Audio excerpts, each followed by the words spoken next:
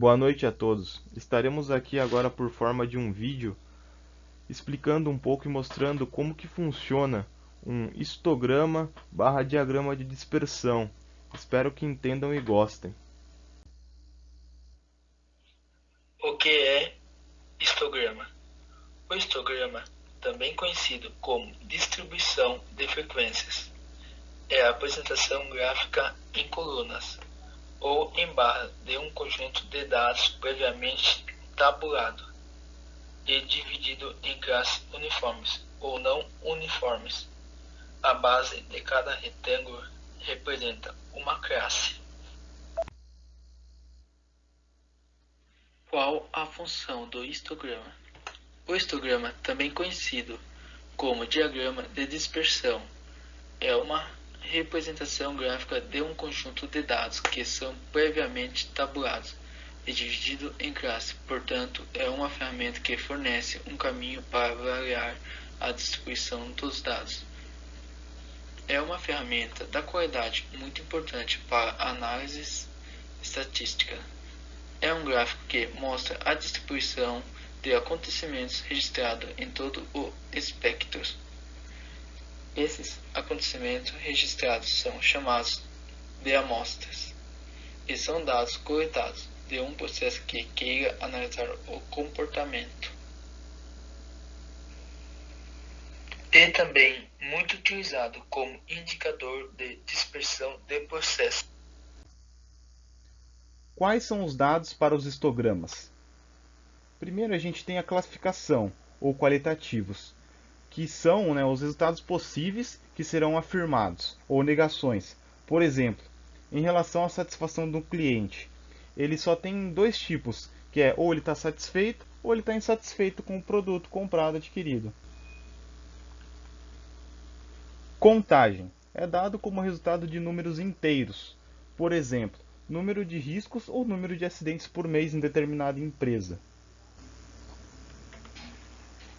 Contínuos podem ser quaisquer números, ou seja, peso, comprimentos, gastos, qualquer tipo de dado. Quais são as classificações dos histogramas? Primeiro aqui a gente tem um histograma simétrico, ou unimodal também, que centraliza, a gente pode ver, os dados na medida central e possuem características por meio da distribuição da média e do desvio padrão. Uma característica do histograma simétrico é conter a partir do centro do gráfico o maior número de dados, que a gente pode ver aqui, no centro, o maior número de dados.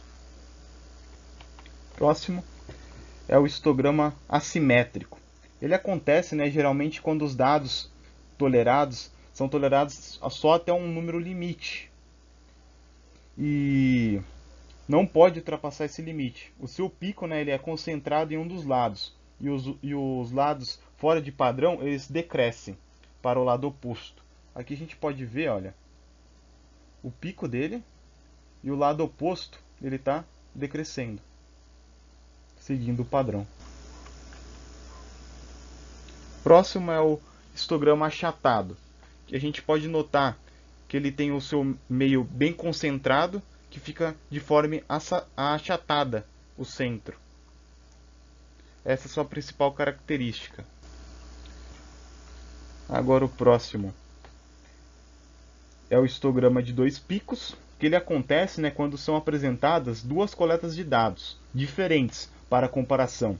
A análise ela é feita separadamente, observando o desenho dos dois gráficos, ou seja, são duas coletas de dados que ocorrem no histograma de dois picos.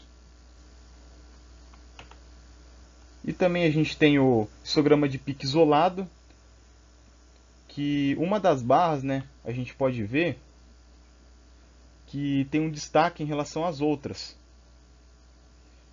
E normalmente isso pode apresentar que na coleta de dados teve alguma falha nessa coleta de dados estatísticos.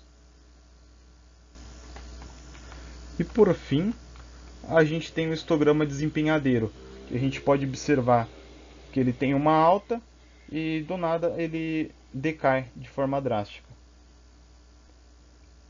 essas foram as formas de classificação dos histogramas. Olá galera, tudo bem? Meu nome é Moisés Felipe e hoje eu vou falar um pouco sobre diagrama de dispersão. O que é um diagrama de dispersão? É uma ferramenta gráfica que permite que visualizemos com clareza a correlação entre duas variáveis nos negócios de uma empresa. Tem uso frequente em casos de apontamentos e tendências e padrões, como ilustrado nessa imagem abaixo. O objetivo do diagrama de dispersão é um excelente demonstrativo para o processo de relações de causa e efeito. Destaca pontos fora da curva, agrupamentos e padrões, que estão longe de tendências dos gráficos. Ele também é extremamente útil para responder algumas situações estratégicas de seus negócios em relação ao seu desempenho de determinados produtos, custos de setores, tendências de venda e do mercado. Quais são os tipos de classificações do diagrama de dispersão? Positiva, negativa, nula, linear, exponencial e em forma de U.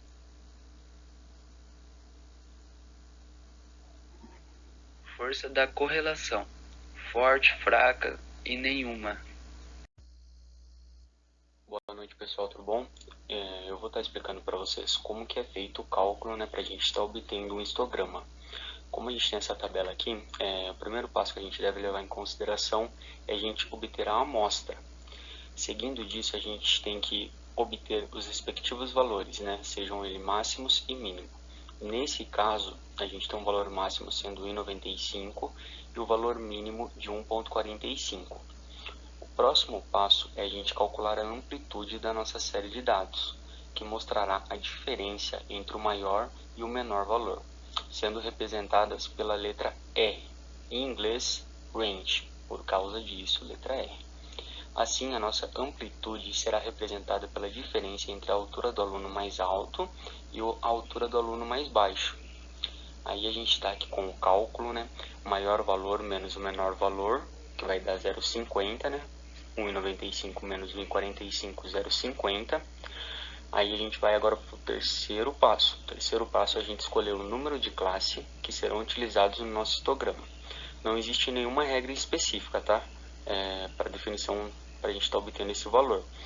Então, deste modo, a gente tem um bom senso que deve ser sempre prevalecido, ou seja, a gente tem uma quantidade que não deve ser muito grande e ser diluído ao decorrer do gráfico, nem muito pequena e nem de um modo que o histograma fique desregulado, vamos dizer assim.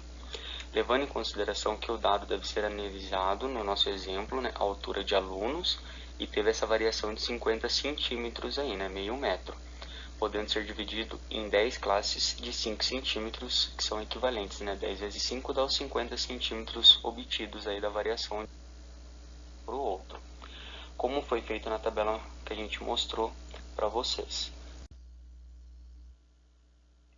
Desta forma, a gente pode utilizar o número de classes, que também pode ser variado, de acordo com o tamanho da amostra. Assim, podemos utilizar um parâmetro guia, que diz que abaixo de 50, a classe vai ser entre 5 e 7, entre 50 e 100, a classe vai ser de 6 a 10, entre 100 e 250, a classe vai ser de 7 a 12, e acima de 250, os dados da amostra, ela vai estar dentro de uma classe de 10 a 20. O quarto passo que a gente deve calcular é o intervalo dessas classes. Para isso, a gente deve dividir a amplitude pelo número de classes. Como falamos anteriormente, nosso intervalo é calculado pelos 50 centímetros de amplitude dividido pelas 10 classes, resultando no intervalo de 5 centímetros. Por fim, montamos a tabela, que no caso do nosso exemplo já foi apresentada. A partir de então, é possível montar o gráfico. Em ferramentas como o Excel, a criação do gráfico de histograma é simples de ser feita. Pronto.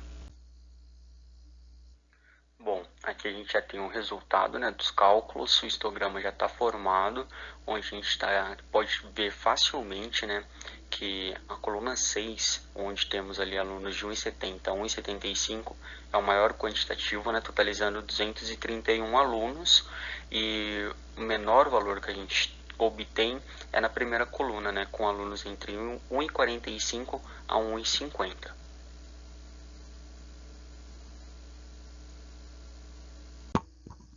Como montar um diagrama de dispersão?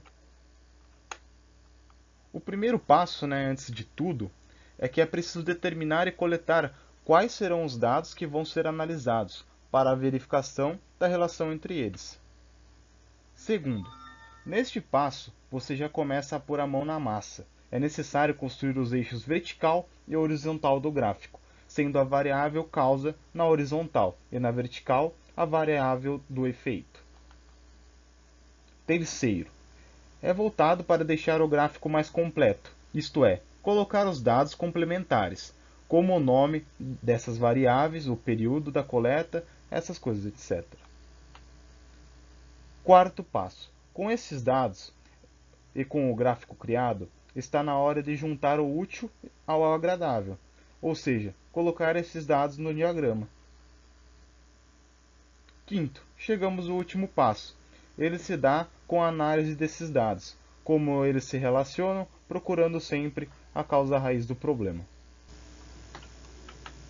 Agora vamos para a parte da aplicação no Excel. Você pode utilizar o Excel para te auxiliar com a construção do diagrama de dispersão. Após decidido quais dados serão analisados, basta criar uma coluna no software, com os dados que deseja usar no eixo X e outra com os dados que eu desejo utilizar no eixo Y, como o exemplo abaixo que vai estar aparecendo a tabela. Aqui a gente tem o tempo da entrega do pedido em minutos, que a gente considerou o eixo X, e a nota de satisfação do cliente aqui no eixo Y. Aqui vamos para a parte da aplicação no software. Depois de fazer todo aquele processo das duas linhas, vamos agora abrir e inserir o gráfico de dispersão. Aqui mostra um pouco como que faz para inseri-lo. É só a gente entrar em inserir, abrir a guia aqui de gráficos e encontrar o gráfico de dispersão e selecionar este no caso. Ou você pode escolher o qual você acha melhor aqui. A gente vai editar o gráfico como a gente quer, através do botão Elementos do Gráfico. Neste caso, para um melhor entendimento do diagrama, foi adicionado os títulos dos eixos. Para uma melhor análise de correlação, foi adicionado a linha de tendência. E para uma melhor visualização, foi removido as linhas de grades. Vou estar mostrando aqui para vocês, que aqui em Elementos de Gráfico, como eu falei para vocês, a gente selecionou eixos, títulos dos eixos, títulos do gráfico, a gente desmarcou a opção rótulos de dados, barra de erros, a linhas de grade, a legenda, e a gente colocou essa linha de tendência para dar uma melhor visualização. E aqui a gente pode perceber que com essa linha de tendência há sim uma correlação entre o tempo de entrega do pedido e a nota de satisfação do cliente. Ou seja, os dois estão totalmente interligados. Agora aqui, por final, a gente trouxe uma questão para a gente saber onde aplicar e como aplicar tudo isso que a gente pode aprender no vídeo dentro da empresa na parte de manutenção. A questão é: uma indústria enfrenta problemas na parte de manutenção. Foi efetuada uma coleta de dados no setor da manutenção, através das fichas de verificação. Também um levantamento das principais causas de não conformidade, através do diagrama de Ishikawa, ou espinha de peixe. O que devemos fazer com esses dados para obtermos conclusões? A. Entregar para a diretoria. B. Converter os dados para os números. C. Aplicarmos o histograma e o diagrama de dispersão. D. Efetuar a coleta de mais dados. Provavelmente, né, depois de assistir toda essa apresentação, a resposta já fica até fácil para a gente. Ou seja, né, a resposta correta é a C. A gente deve, né, aplicarmos, né, o histograma e o diagrama de dispersão para a gente poder, né, ver aquelas linhas, encontrar o que está acontecendo. Fica muito mais fácil visualizar com esse histograma ou diagrama de dispersão. Fica bem simples. Vou estar aqui passando para vocês verem a resposta correta. Letra C.